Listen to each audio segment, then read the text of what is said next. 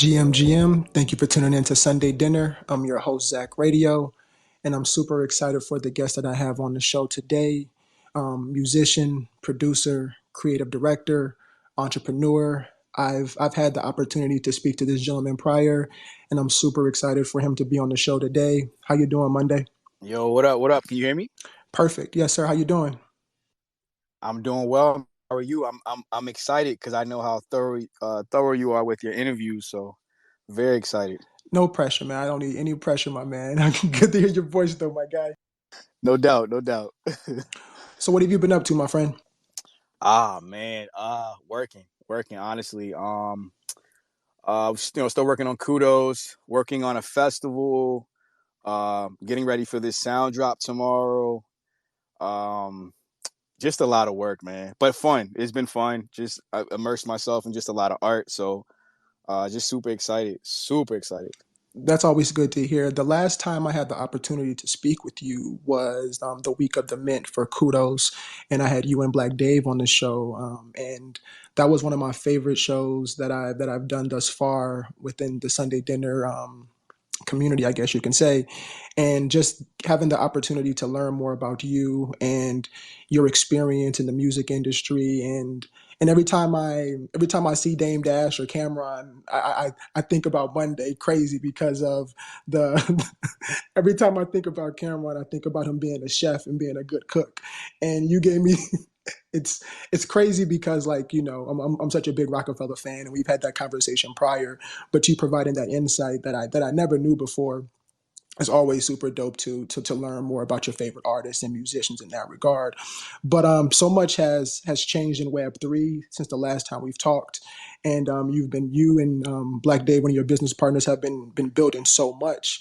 And for those who aren't aware, can you kind of give a little background on what Kudos is?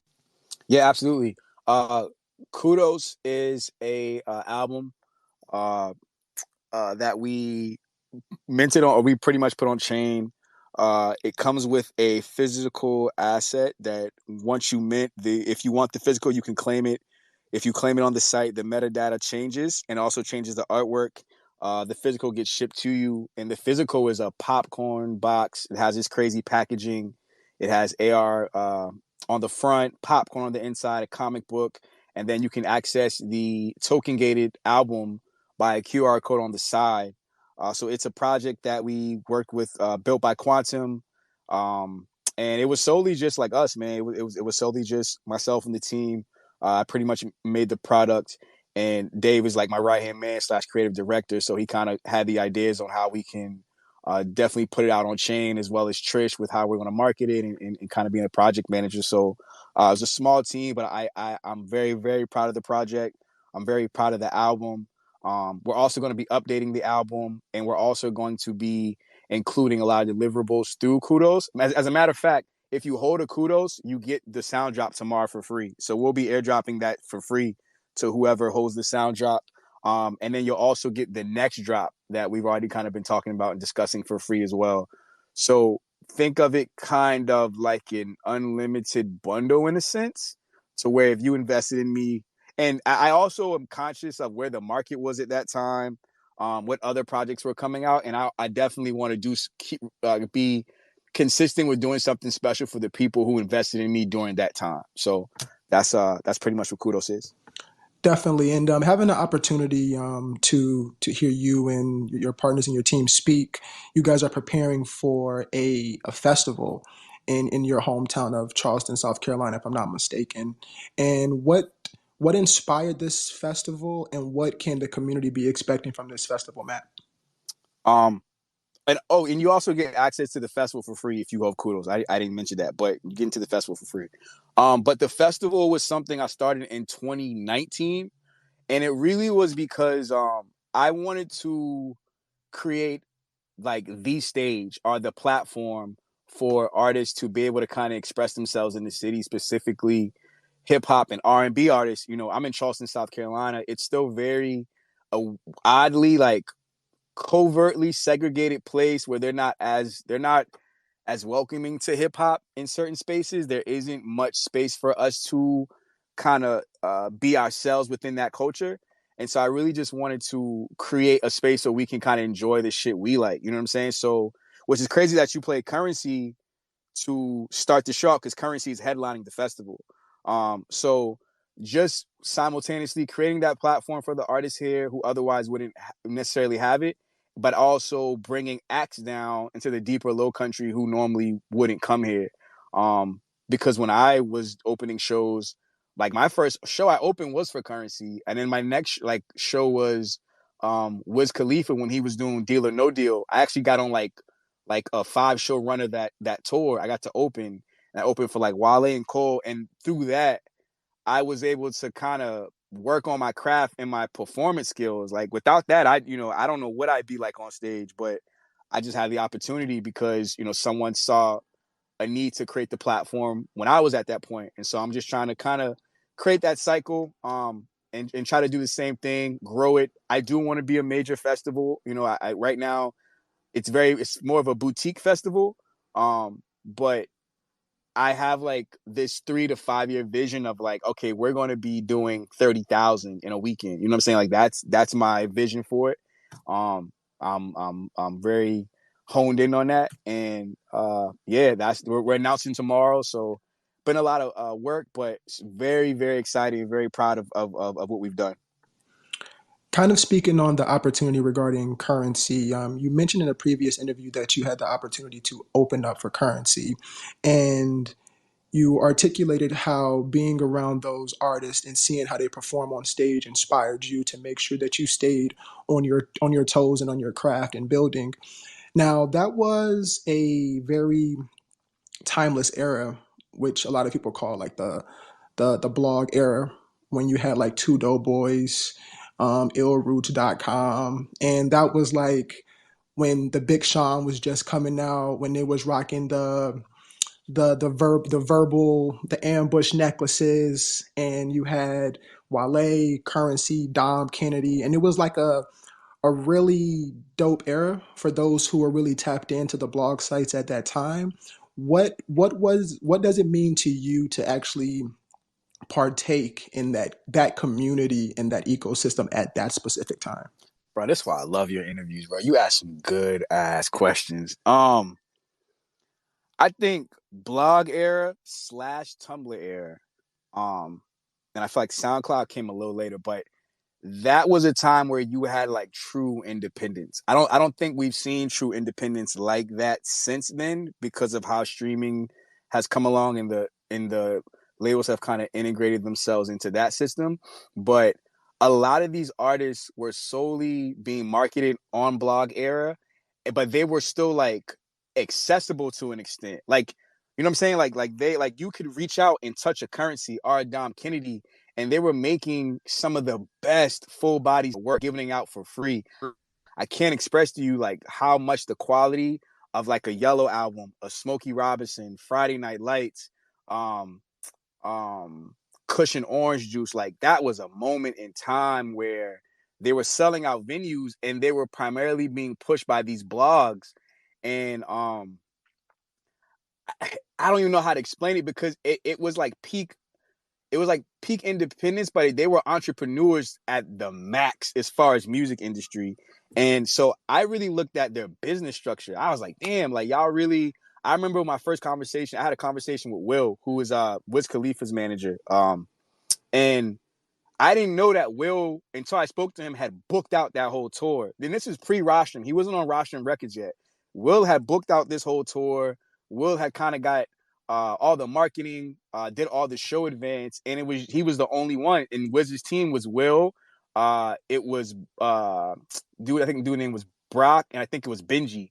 And that was his team. That's who he was rolling with. 4 people were going out, and they were making mid 6 figures. You know what I'm saying? I think that's impressive, and I think blog era kind of I don't think it's a coincidence that everybody from that era is not only still relevant today, but they are like making like them as a company is extremely successful, and I think blog era bred um a lot of entrepreneurs in music independently who were able to sustain. Not everybody, but for the most part, most of them were really, really able to sustain. If you look at that XXL freshman class of I want to say it was 2011. I don't want to misquote, but like most of them are like super superstars. You know what I'm saying? There's very few of them who aren't going crazy. Um, so it was just fun to see them in their early stages. Like people don't know that, but we were watching them like before they became these mega planets. You know what I'm saying? It was just crazy to me. Thank you for articulating that, and I can hear the passion in your voice because like being a fan of music at that time was like high key life changing.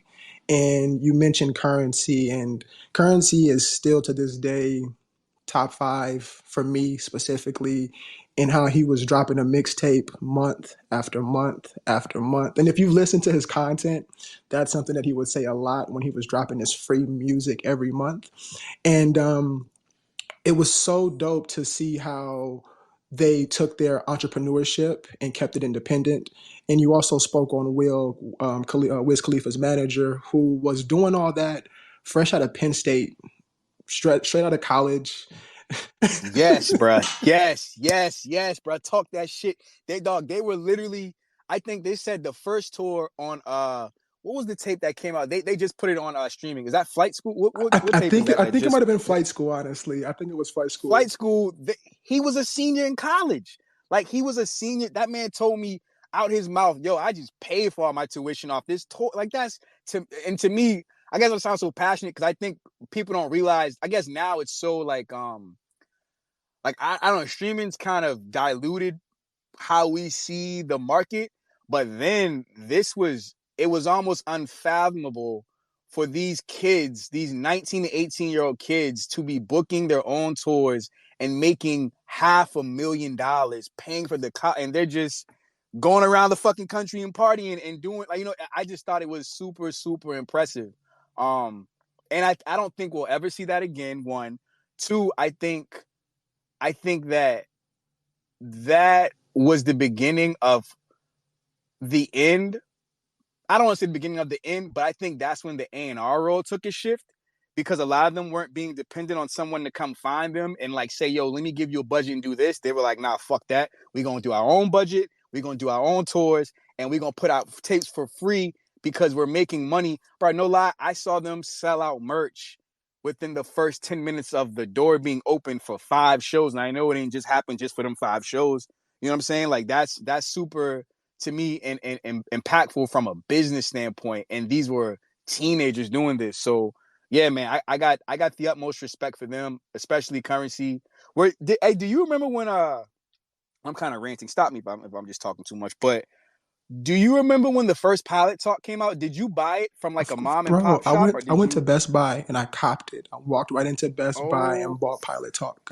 I was dog. because mind you at that time that was the Dame Dash Yup, production team with Ski yup. Beats. You had With you Ski, had Most Def on hooks at that time. So it was absolutely. you had Jay Electronica on features. I was listening to some Pilot Talk, and I'm just like, he just casually has a track with Most Def and Jay Electronica. And Jay Leck and Snoop was on one of them shits, and it was like, what the fuck? This independent, was not. There was no label. It was independent, indie, independent. bruh. Now on that same note, I really have a hard time. I've been having a hard time seeing music NFTs grow. And at this point, like I've noticed, like it's kind of like low key, in my opinion, at a standstill. And I've been questioning like how do artists continue to bring value to their holders. Now, of course, the music is art. I get it. I completely understand that. But what makes somebody buy your music who doesn't know you from a community standpoint? And I'm looking at people like Currency, and I was listening to his pilot talk this morning actually, and I feel like those are the type of artists who can come to Web3 and shut it down respectfully. And I wanted your opinion and your feedback on what I just stated, Matt, if you don't mind. Yeah, absolutely. I'd be lying if I said probably yesterday. or the day before yesterday, I literally had that same conversation with Dave when I was like, "Yo, what is going on right now in music and Web3?" And we both like, "Is this kind of like standstill, boring type? Like what's happening?" Um, like I don't know. I don't really have the words to kind of describe what's even going on, and that's not in a negative way. It's just more so confusion. Um, where I do agree is we talked about Currency because Currency did a Web3 drop. I really wish Currency would have got with a company who's really could have told him the proper way to Hold drop on, hold rather on. I'm than, sorry. You said he did a Web3 drop? yeah, he dropped I want to say he dropped like 2021 or the end of 2020 or the beginning of 21, but he definitely dropped. But see, that's what I'm saying. The fact that you don't he wasn't I think he dropped with the company, and I have to ask Dave because I remember us seeing that and not being able to remember who he dropped with or the man in which he dropped. But he dropped, it wasn't that successful, it wasn't promoted well. It was just like this, it was like a company that was kind of like those companies who are in the middle of decentralized and centralized. Like, oh, we got fiat here, but you can use a wallet kind of, but you don't own the actual. It's not in your wallet. You don't own it. It's similar to the Tory Lanez drop. Um, Yeah, that's not and Web3 then. So he cool. So currency that's so not current Web currency get a three. pass then. So my guy's still good then. He still ain't been cool. He good. Yeah, Okay. exactly. But granted, he's probably just doesn't know. He's probably just not educated on like how things actually move in the community and the culture of Web3. Web3 is its own little subculture. But I think if he comes in a manner in which it's like true to Web3. If he comes in and fucks with somebody who's really within the culture of Web3, oh, I think he'd be not just him. It's like 5 people I think could come in here right now and be hella successful. It's just a matter of what does Web3 look like to people outside of Web3 is like the biggest obstacle, and then also what incentive does he have to come into Web3 based on like how that looks to people outside of Web3. You know what I'm saying? So I'm 100% agree with you. I really want that type of. I wish we could bring blog era energy into Web3 because I think it's the perfect marriage. I think Currency might be like probably one of the like. I think Currency, maybe Larry June, maybe Dom Kennedy. I think people like on that tier, like maybe like a Brent Fire. I think he could come in and fucking tear this shit up.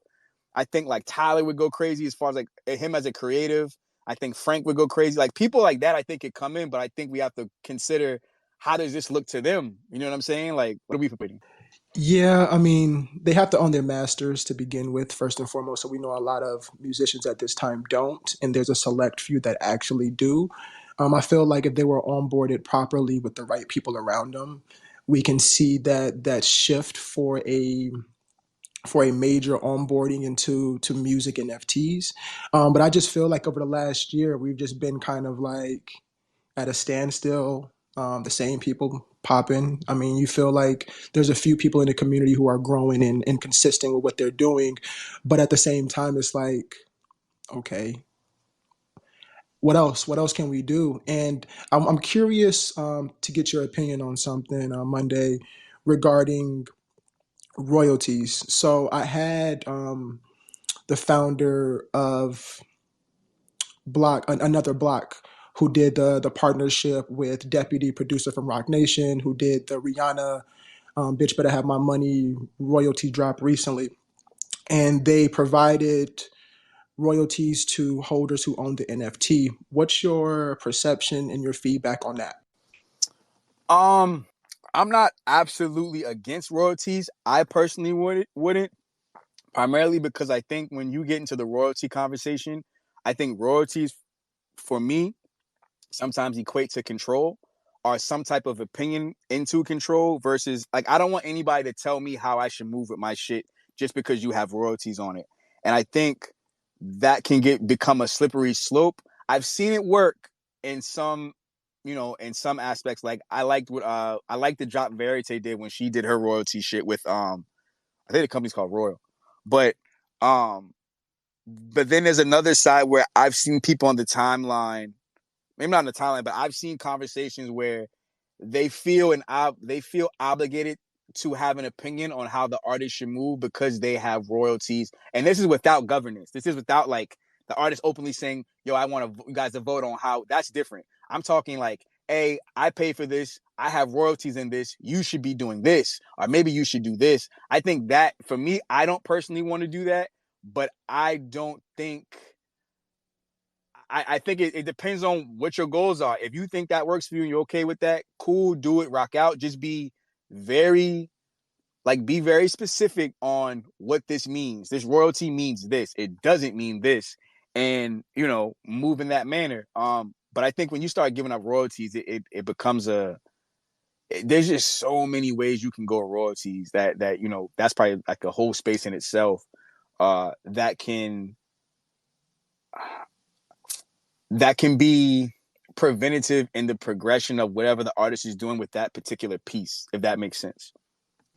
No, that makes plenty of sense. It's I won't say it's interesting that you take that position. I'm low key not surprised because most musicians, when they hear the words royalty and leaving their possession, they're usually not for it, which I completely understand. But speaking from a consumer standpoint, right? Um, I just feel this is just, of course, my opinion from the standpoint having ownership in Rihanna's record, knowing damn well me owning 0.0033% is not going to allow me to call any shots whatsoever in what they have going on. But as a holder, I do have bragging rights, and if you do it correctly, you can own enough shares where you can get more than you prefer, I mean more than you would usually get in return. So from a consumer standpoint, I do see the opportunity, and from an investor standpoint, from a collector standpoint, it definitely would make it more enticing for me to mint the specific artists' projects and records. And I agree. I agree. I actually agree with you. I agree with it based on how you're thinking about it. I think how you're thinking about it is probably the perfect scenario. However, in Web3, the majority think, and this isn't just music NFTs, just with NFTs in general, about how their bottom line is going to go up. That they look at this as like, oh, we've invested. It's like a DJ mentality where they're looking at the song that you created and saying, all right, well, how are you going to get me more money? And they're not thinking of it in a way of, I want bragging rights, or the fact that I've invested in this. There are people like you who are actual music fans who feel like that, but the average person in this particular space isn't thinking like that. And I think that's where the problems come in, because the people I see have like a very DJ mentality, if that makes sense. I'm not sure if you're seeing it too, but that's definitely what I'm seeing. there's definitely a degen mentality all within the ecosystem for sure. Not disputing that, but like going back to the conversation from the standpoint of what can musicians do to bring more value, right? And of course, Rihanna is Rihanna, so more people are going to be in tune to mint and participate in that opportunity because we all know who Rihanna is.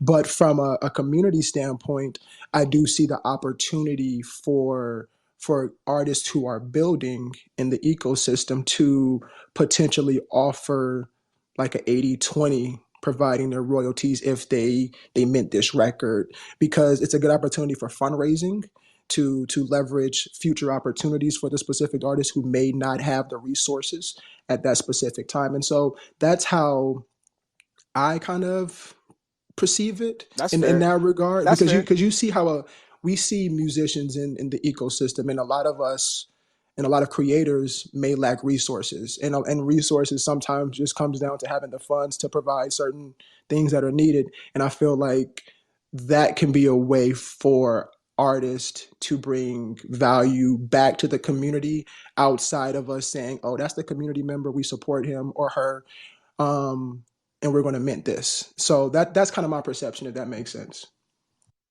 Yeah, no, that makes perfect sense. That's fair. And if I had 500 of you minting it, I'd love it. You know what I'm saying? Like that's super. Like that's the ideal situation under which I would put a song out and be like, "Hey, we're giving royalties away." Um, but it's just you, Zach. It's just you and a few others, bro. Like what am I supposed to do? I completely respect that response, and I understand. But I do want to kind of get into the record that you have dropping tomorrow on Sound XYZ, The Breaks. what inspired it, and why now? Um, the breaks.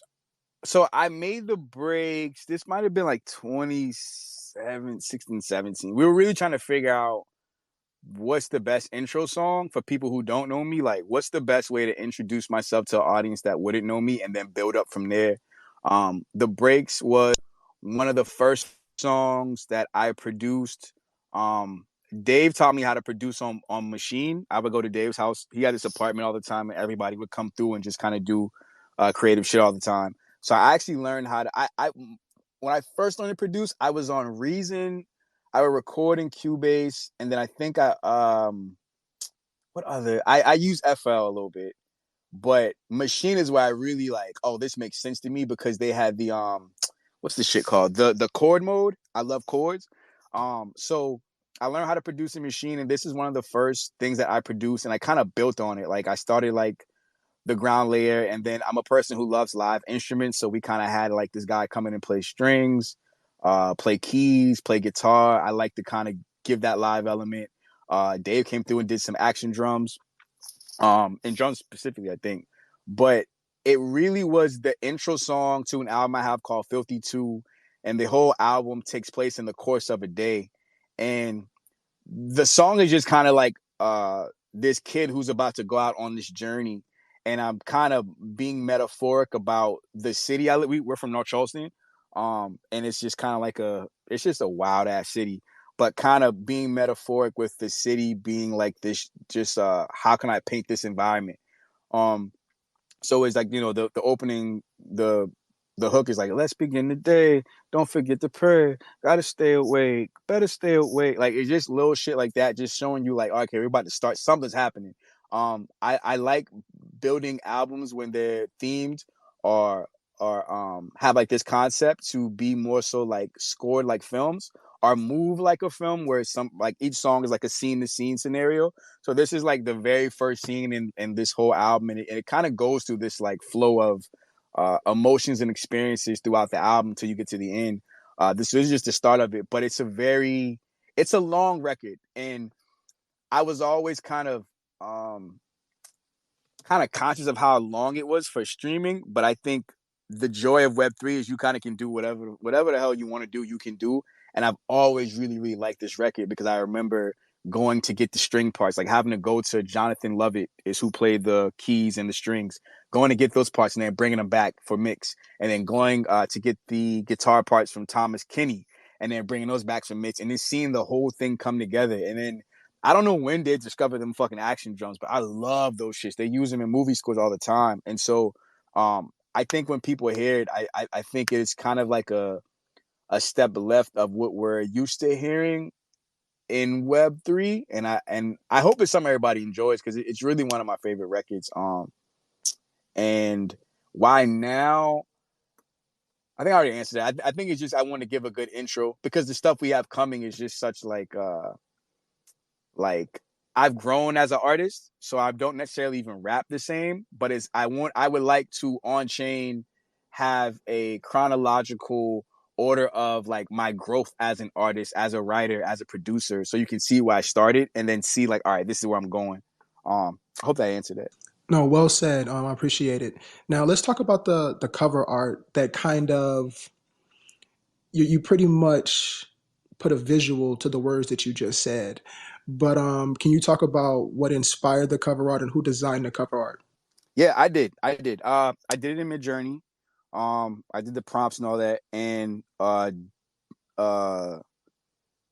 I really wanted to have something that looks like he's about to go out into the world. Like, you know what I'm saying? Like, it looks like he's about to just go off and do some shit. You don't know what planet, what world he's on, but some shit's about to happen. And I think the shit that's about to happen will be described in the songs. Like the visual, the cover is like the first step. Is like, okay, well, what's about to happen?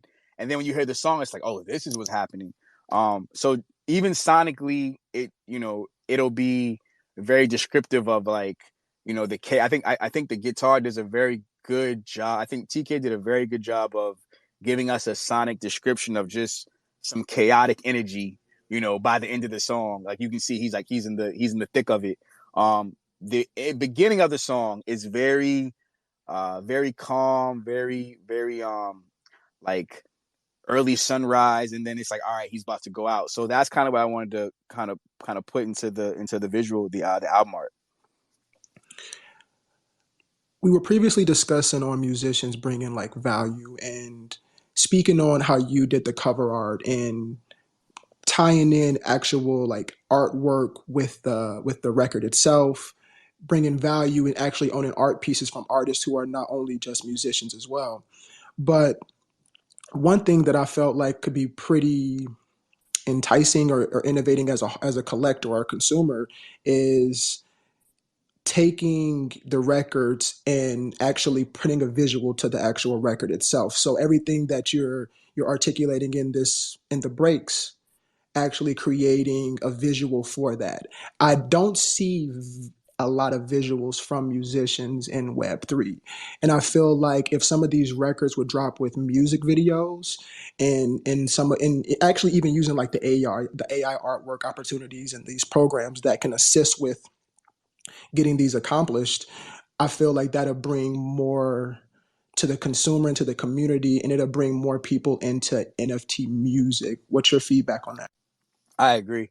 I absolutely think records should drop with visuals. This is something that I've been saying this for the last year to my partner Randy Roper, who's my business partner and manager. And I'm like that. I hate dropping songs, especially if I want to push it for the long run without visuals. I personally like to drop visuals simultaneously. Like if me in a perfect world, the visual would drop, the song would drop on DSPs, and it would also drop on whatever Web3 platform that you were trying to go with, along with um some type of communication of when like merch may be coming. And like I think there should be a whole experience around a song. I'm not a fan of like posting, hey, I got a drop coming Friday. The drop happens, and then like that's a wrap. Like you don't hear nothing, you don't see nothing. It's just like drop came, I got my bag, I'm out. I really want to do more, and which is also why I didn't drop on Sound initially. Like I went straight to trying to build my own marketplace. I went straight to trying to create like this experience around whatever project or album I was going to build. I think the tech is just that great, and I'm right with you. And I in the future, when things do go better, as far as like us getting things off on platforms, I can't wait to get into my visual bag, because that's how I actually built my following, was through my music videos. I had a video in, what year was that? 12 or 13? I can't remember. It was like 13. I don't know. But it's a song called Strokers Road, and the video got nominated to go to South by Southwest. And most of the people like locally, like here, or like in my, or people who fans or wherever, knew me from my videos. They didn't even know me from like the song initially. I was dropping videos first, and then you can go get the song later. And so that's kind of like my wave. I love cinema. I love making very good visuals to go with the songs. I think they're kind of like, I don't see them separately, low key. They're like hand in hand in a sense. And that's definitely the route I'm trying to take. That's dope you said that. I'm glad you agree because, like I'm gonna keep saying this as a consumer. I'm not a musician, so as a consumer, it'll be more super. It'll be dope for us to get those type of options to collect and to mint from some of our favorite artists and community members as well. But with that being said, one of the questions that I was really curious about is musicians dropping on different blockchains. And do you feel like it's necessary or beneficial for an artist to drop on Polygon? Um, I don't know if it's an opportunity. Can musicians drop on Tezos? That is an option as well, if I'm not mistaken. Like, do you feel like it's beneficial to do that as a musician? Yeah, I do. I do. I just had a conversation with somebody from Solana like 2 days ago. We just had this conversation, and I think it's beneficial based on whatever your goals are for going to that blockchain. I do think that they all have different communities, so that's a situation where you kind of have to learn the community, when going in. If most of your following lives on ETH, if they want to migrate there, I think ETH holds the most value, but I think there are other use cases for for other networks. Like I think there's use cases for Polygon, use cases for Solana, Artez. I think you definitely should expand out. I honestly, if I'm being fully transparent, didn't feel like that. I was a super ETH maxi at first, but then I really like what Kane Mayfield has done. I really like what what's the artist's name? I'm a huge Connie Digital fan. I like what like I feel like he's the godfather of this shit. I feel like what he's done on such a low key scale, but very impactful.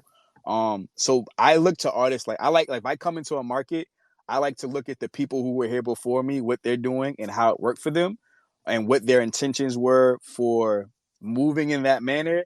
And does it, how can I pull from that based on what I want to do or my personal goals? So I definitely think it's beneficial, but I do think you got to know what community you're going into because all communities don't move the same.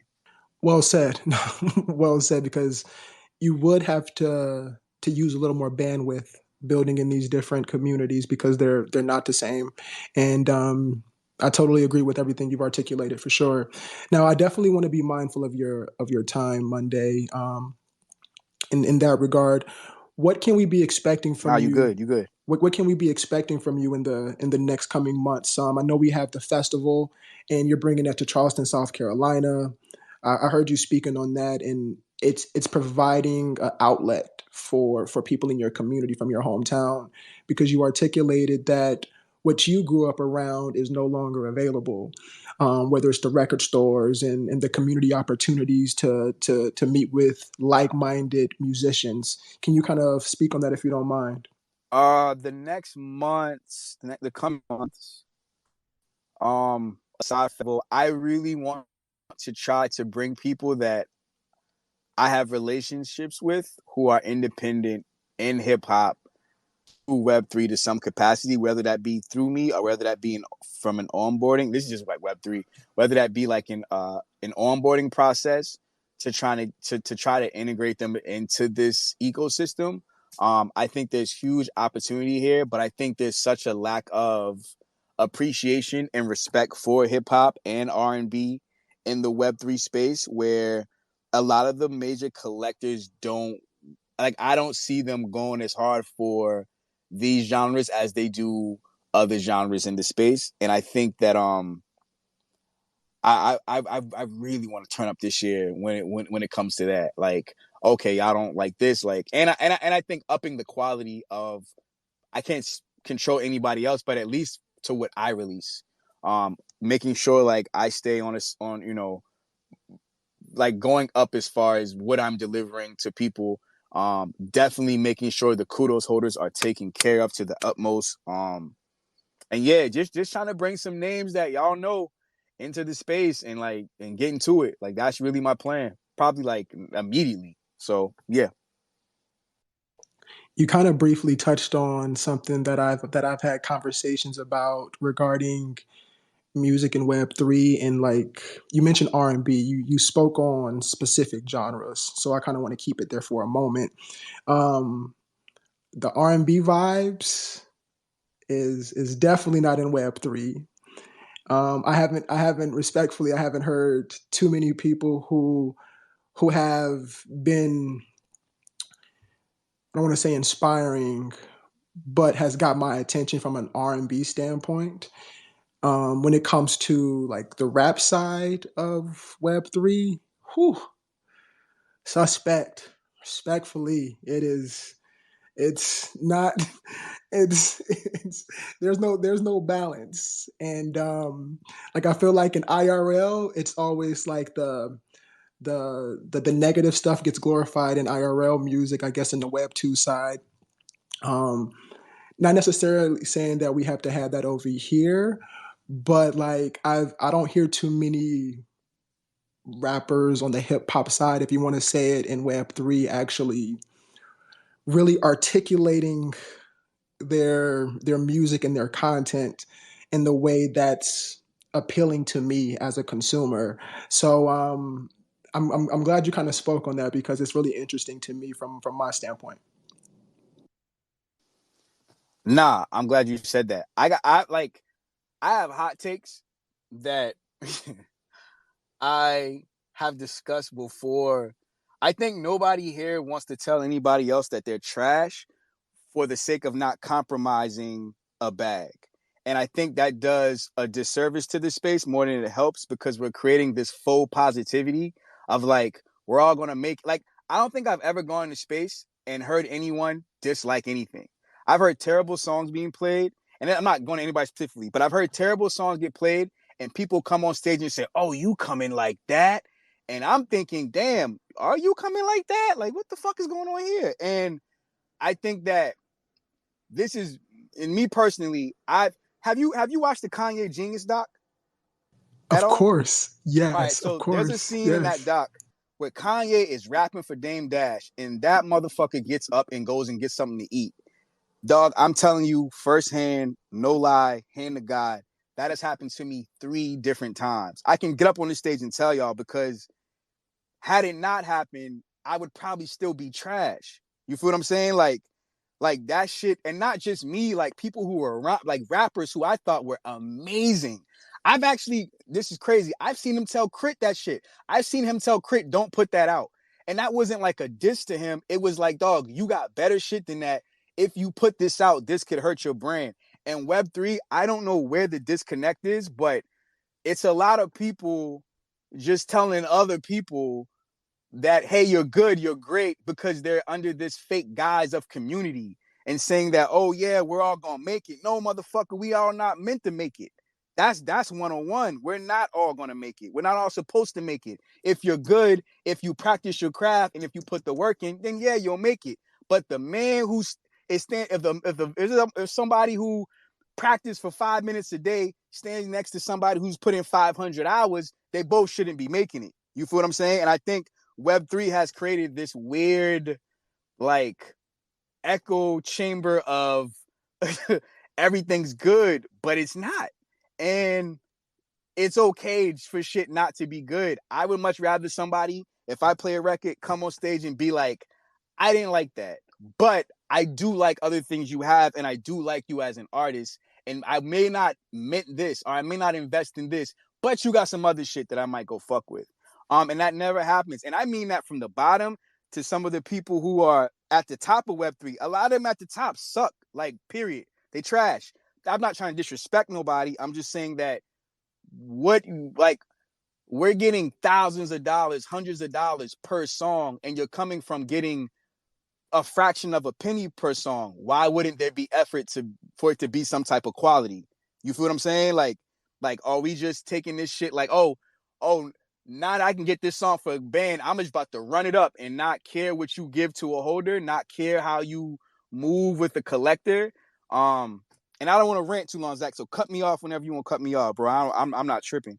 Um, but I do think that a lot of talented people in the space are being absolutely overlooked because of the idea of association based on relationship, like success based on association versus success based on talent and how much we see you practice your craft. I can't change that. I can only just work on myself and what I have going on.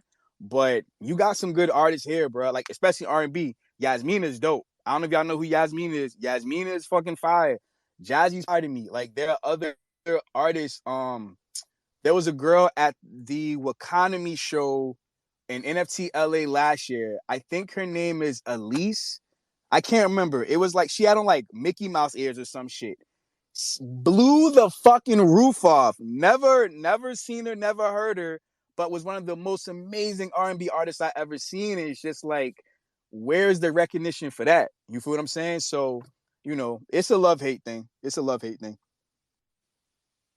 You articulated that so well, and you understand the point. So my thing is, what can we do, and what's the best way for us to provide feedback? Because that's not gonna.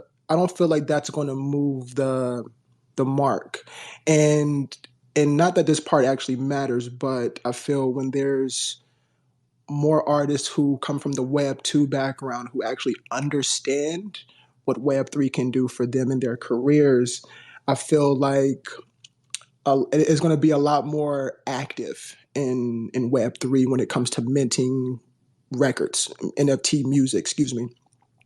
And my question for you, Monday, is what do you think the community can do to provide feedback to to artists presenting music that may not be appealing as they've been told or may think, if you can?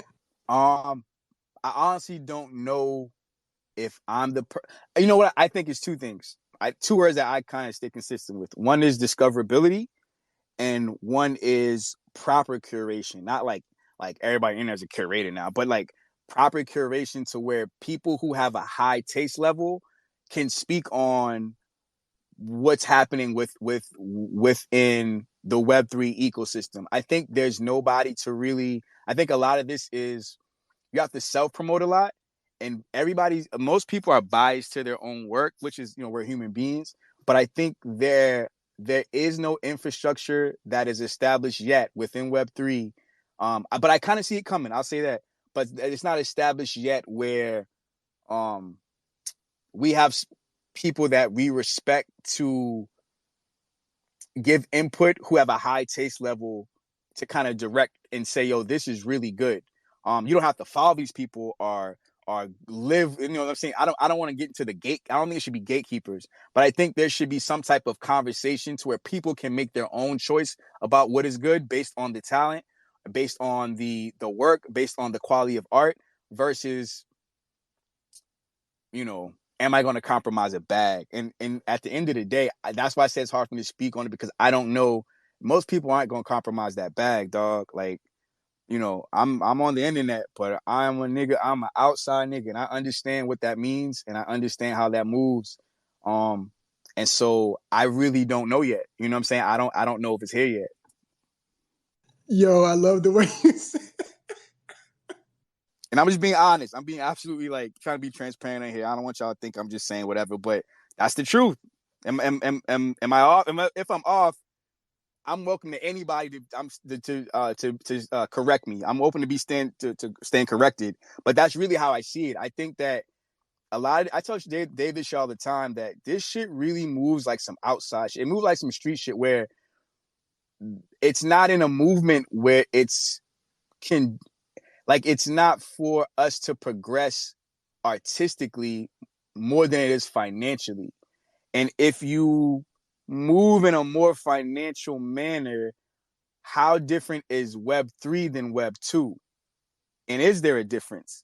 Is there a difference in, you know, is it the difference because the tech is different, or is it difference because like the ideology is different? And a lot of times I don't see much of a difference in ideology. I think people are just saying trigger words to get people to to engagement farm or to whatever the fuck y'all doing. A lot of this shit is some weirdo shit to me. But I think that going forward, there is a huge potential for things to move in a direction where the artists, like, it will be like if we really wanted to, we could pick one artist, a really, really, really good artist, and the whole community could get behind that artist, and that artist could boom the fuck out of here. But how likely is that to happen? You feel what I'm saying? Based on the ideology of how we move currently. Um, and I'm for everybody getting a bag, but do we how long do we want to, and I think the stagnation, how you feel about you saying it's bored and like it's been a year and nothing's really moving. How long does the finance override the quality of art before it's just kind of fully dissolved, if that makes sense? And I'm trying to articulate best as I can, forgive me. No, you made 100% sense to me. I completely understand what you're articulating, and I'm getting so many DMs of musicians listening in the space right now. So I'm multitasking, but yeah, I totally agree with you, and I feel like we have a long way to go, and yeah, it's we got. I think we got a long way to go, my friend, when it comes to music NFTs. In my opinion, as I said, like from a consumer standpoint, and I noticed a lot of musicians there's I don't know if it's a bad thing, but everybody's still focused on streaming on iTunes and things in that nature, and I don't really see the value in it. And I mean, I guess people want to get their content, their music out there, but when you understand Web3, I just feel like leveraging that and being as decentralized as possible, in my opinion, is the way to push the marker. And I was listening to a interview with Russ, who's been very well known for his independency as a musician. And he said something about not dropping an album. And he noticed, like, when he would drop an album, the first song would get a lot of plays, and then track two would get less plays, track three would get even less plays, and then he started to realize that people don't want to hear a whole album, so people prefer to hear one song, and so he decided to drop once a week, and he felt that'd be more of a strategic way to drop his content. And my point of saying all that is, I feel like we need musicians to be more strategic with their releases. And once again, I'm gonna continue to say it. Try to bring more value to your community members who are supporting you. You don't have to give royalties away. I'm not saying that, but bring some animation to the video.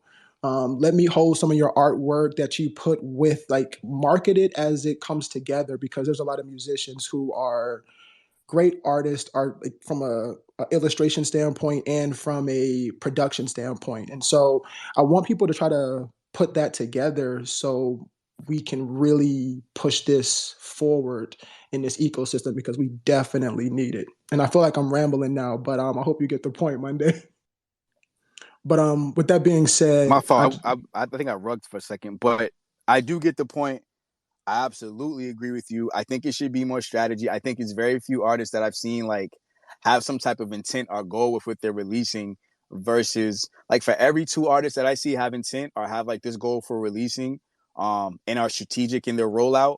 And that's another word that I don't even know if they even know. Like I don't even see rollouts no more, but that they move in a manner that is like for a rollout, there's probably like 50 of them that just say, hey, I'm dropping this day, pull up to my space, we gonna talk, y'all meant, and then we out, and then it's nothing more than that. And I think if that continues, this shit is dead. Like I don't, y'all should quote this shit all you want. This shit gonna be dead in another year because that's just not a sustainable model as far as building, building the economy that we want to be Web3. It's not enough collectors for that. You know what I'm saying? It ain't even realistic. So if that's what we about to do, then shit. Now I'm thinking it out loud. If that's what we about to do, I see why some of y'all just grabbing this bag. So all right, bet, get money. yeah, you said it the best, my friend. And I want to say this again. I appreciate you, Monday, you being a thought leader in this ecosystem, someone who provides great feedback, well experienced in music, and a dope ass creator, in my opinion. And I'm super grateful that you took the time to come by and speak to the community. And I appreciate you, my guy. And before we close it out, anything you want to say, sir? I just want to thank you, man. Thank you for just giving thorough interviews. That shit means a lot. And when somebody's well researched, and really cares about who they're speaking to, and like just seeing how you built your following is super impressive. So thank you for even thinking about me to have me here. I appreciate that. I don't overlook anything like that. I'm forever grateful for you and everybody who tuned in. Thank y'all so much. Please come to the drop tomorrow. I think we'll start in the room at 4:30 p.m. I don't care about y'all minting. Just come vibe out. Come listen to the music. We just gonna be kicking it. So thank y'all for real. Yo, I appreciate you, my guy. Shout out to Black Dave. I see Ed in here, Paper, all the musicians that pulled up. I'm grateful, and we do have an opportunity to high key change the world, but we have to be there for each other and be honest with each other, and provide feedback respectfully. And everybody should be open for feedback. That's including myself. So blessings to everybody. Monday, have a good day. And I'm looking at plane tickets to pull up to the festival. My dad lives in Charleston, South Carolina, so that could potentially be a play for sure. So Damn, hey, if you come, I got you. You don't gotta worry about shit. If you get here, I will make sure you good. Absolutely, no question. I appreciate you, and thank you again for pulling up. Shout out to everybody in the audience. Thank you for tuning into Sunday Dinner. I'll catch you all next week. You guys be safe.